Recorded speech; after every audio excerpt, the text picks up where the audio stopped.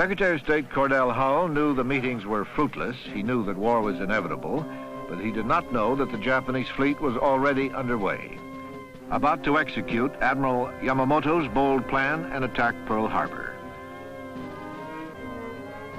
Nor did he realize that years ago there had been some subtle warnings. In 1902, when Franklin Delano Roosevelt was a student at Harvard, a Japanese classmate told him of Japan's 100-year plan to take over Asia and the Pacific. In 1918, young Prince Konoye wrote a bitter essay that warned of British-American economic and racial imperialism. In 1924, General Billy Mitchell predicted a surprise Japanese attack on Pearl Harbor. In 1925, a prophetic British book called The Great Pacific War described a fictitious war in which carrier-based Japanese planes bombed American cities.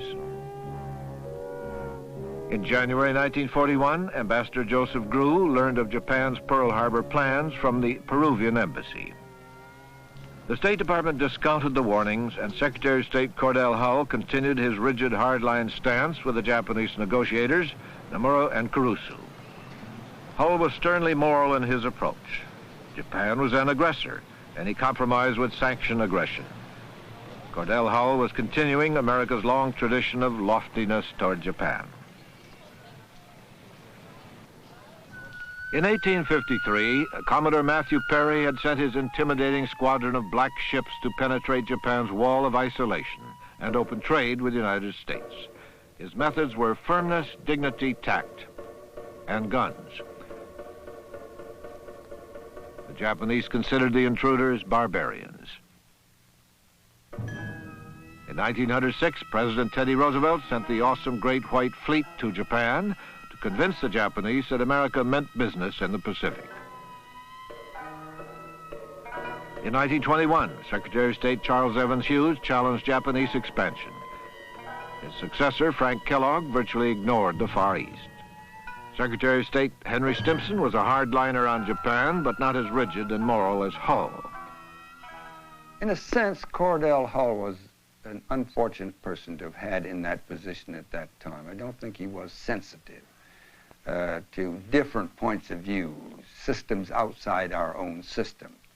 He was very rigid on his concept of the law and his concept of what he thought international law was, and the Japanese had very different views of that, and was not at all sympathetic to discussing basic problems. Cordell Hull was a delightful, honorable gentleman, naive as a child about international affairs, whose qualifications for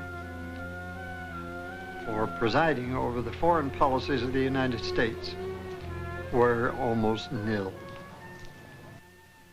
He knew nothing about the outside world and was not in a position really to understand it even if you tried to tell him. He's a perfectly respectable, fine person, but this was not his dish. At 6 a.m., November 25th, the Japanese strike force left for its destination, Pearl Harbor. How could it have been stopped? To answer the question, it's again necessary to go back in time. To Versailles, 1919. During the Paris Peace Conference, the Japanese delegates requested that the League of Nations adopt a guarantee of racial equality. President Woodrow Wilson and the Allies refused. In 1924, America passed the infamous Exclusion Act that cut off all Japanese immigration to the United States. In addition, Japanese were forbidden by law to own land in this country. It was an official policy of racial discrimination.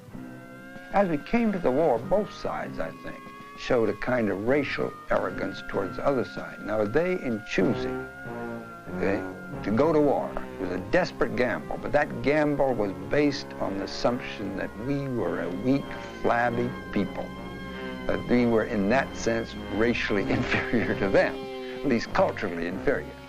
We, on our part, I think, were so absolutely rigid in the way we handled our relations with them. Again, on the basic racial assumption that these little brown people wouldn't really dare take us on.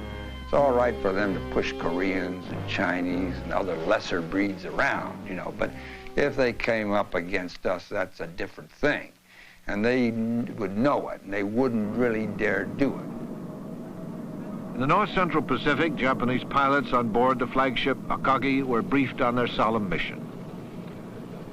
Each crew member was told to destroy the power of the United States to cheat Japan out of its deserved place on the earth.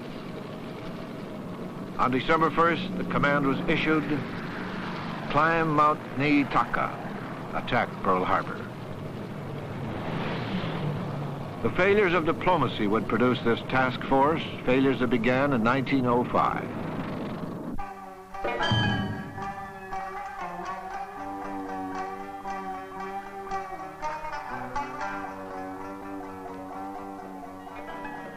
In the Russo-Japanese War, Japan annihilated the Russian fleet at Port Arthur and emerged as a major world power. America denied Japan the fruits of victory when President Teddy Roosevelt negotiated the peace treaty. He manipulated the conference to protect American interests in the Far East.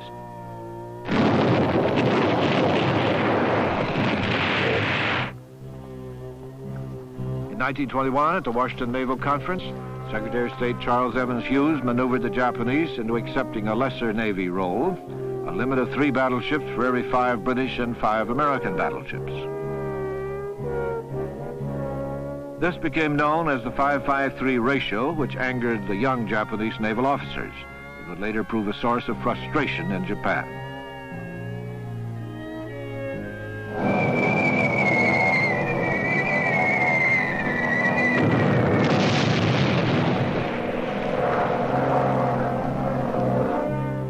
The same summer of 1921, 2 Japanese visitors observed General Billy Mitchell's dramatic demonstration of air power when he sank the World War I German battleship Ostfriesland.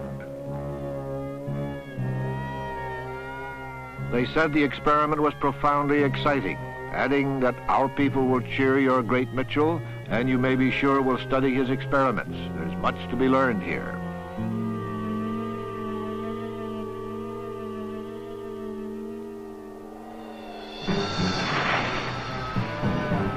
It was ironic that in 1932 and 3, the U.S. Navy held war games off Hawaii to defend Pearl Harbor against a surprise attack.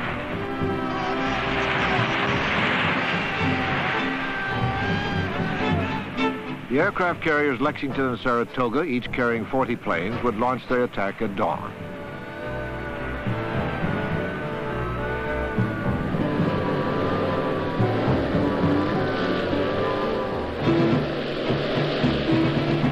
Bombed Honolulu, the Schofield Army Barracks, the air bases at Luke and Wheeler Field, and the